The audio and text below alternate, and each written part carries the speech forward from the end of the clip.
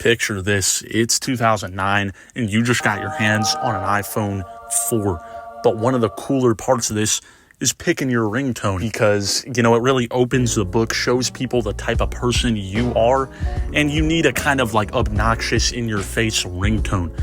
All right. I remember in like 2016 getting an iPhone 7 and making the ringtone some like Ray William Johnson, Your Favorite Martian song that was like pretty edgy. I think it was My Balls. It was a hit in the friend group, some of my best work yet. But, I've been thinking about the ringtone rap era because, it is the definition of one of the earliest ways, rappers capitalized on the whole, internet era. Some of the funnest songs and some very iconic songs were very much made for the ringtone rap era. Now, it wasn't all sunshine and rainbows. It was kind of like a conflicting thing because the real rap fans were not a fan of the ringtone rap era. The closest thing I can compare it to today is like TikTok songs. Songs that just blow up just because of TikTok, and there are people like strategically making songs exclusively so that it can blow up on TikTok and just get them streams a little easier. Ringtone music is the TikTok music of today.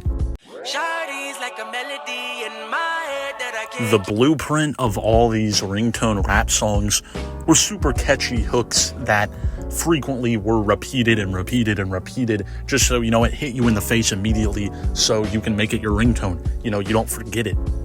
I also should mention, it wasn't exclusively ringtone rap.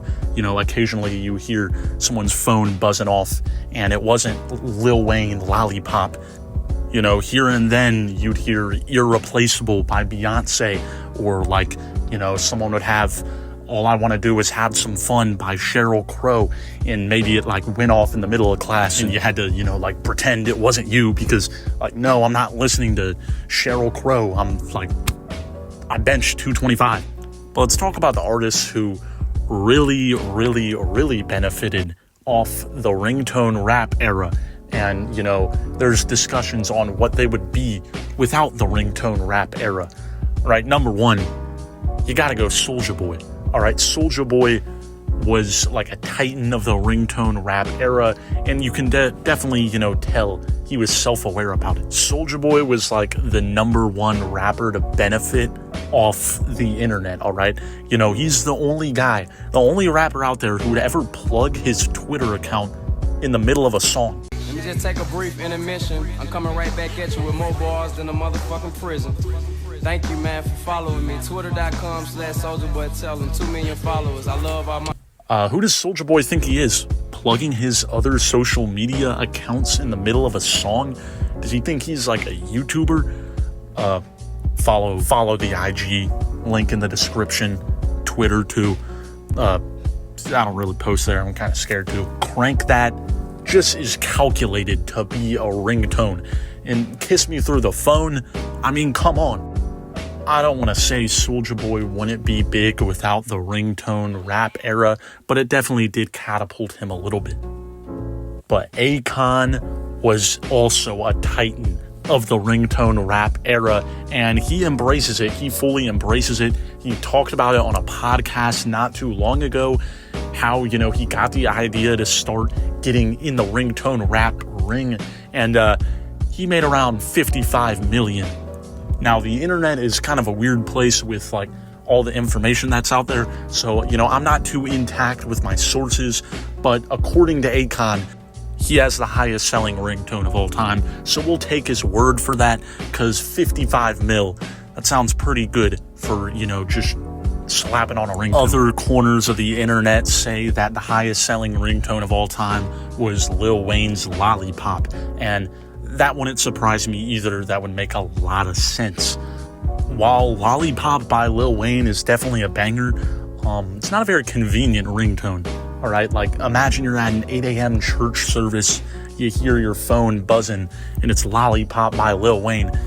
My bad. Hopefully no one in here starts like dry humping. But some other corners outside of rap also really benefited from this, like the most random of them all, Crazy Frog by Axel F.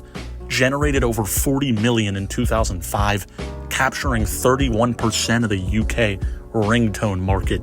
Of course, those blokes in the UK have their ringtone.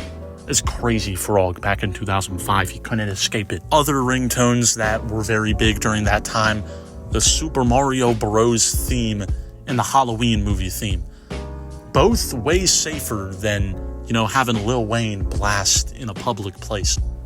So why? Why did the ringtone rap era come to such a rapid decline so quickly? I think it's just the way we use phones. I mentioned the iPhone example early in the video.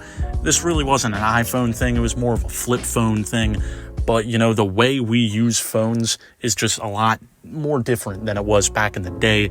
And, the silence options really killed off the ringtone rap era. Also, the public was just really against the ringtone rap era at the time. It's like just like TikTok music, okay? People are criticizing it. People don't really like it, and the novelty kind of wore off. People didn't like the simple hooks, the braggadocious nature. People were begging for some more conscious rap, and then it came in, all right? You had Drake, Kendrick, J. Cole step in, and the ringtone rap era started to kind of fade away. And it's kind of like a cycle, all right? I feel like we're going to be getting more of the braggadocious era pretty soon. We sort of had it, with the SoundCloud era.